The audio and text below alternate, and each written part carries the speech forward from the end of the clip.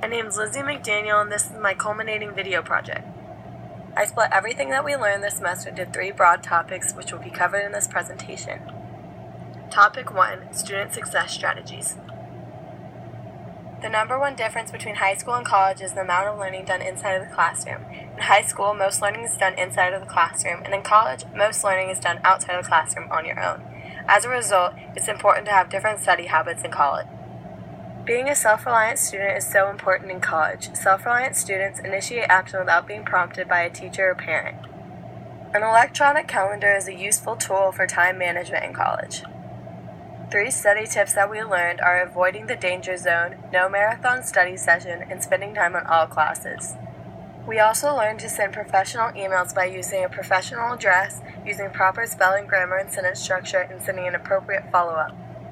3 things that I learned in topic 1 are that time management is key to being successful in college and life, and we should form good relationships with professors, make connections, and always act professional. Topic 2, the history of education.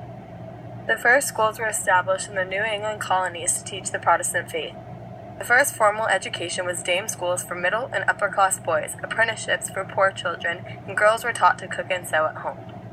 Latin grammar schools were created to be higher than dame schools. They prepared boys for Harvard so they could take leadership roles in the church.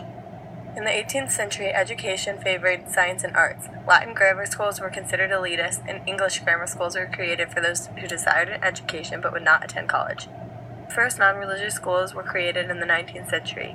The Common School movement also occurred. It excluded African Americans and minorities, but had a rise in trained teachers and female teachers, and children were taught middle-class values. In the 20th century, there was free, universal, and compulsory education for all, including children with disabilities. There was also a separation of church and state and grade levels. I learned from this topic that we should learn from past problems in the education system and integrate modern technology into the classroom. Topic 3, Diversity, Cultural Competence, and Inclusion. Minorities, the poor, and people with disabilities are treated more harshly by our justice system and oftentimes our education system. Few facts that we learned are that in high-poverty schools, 1 in 4 teachers is not qualified, as compared to 1 in 9 in low-poverty schools, and 1 in 3 black male babies born today is expected to end up in prison at some point in their lifetime. The difference between diversity and inclusion is diversity is letting everyone be there, and inclusion is making everyone feel welcome. Privilege is a right or benefit that is given to some people and not others, and is not earned.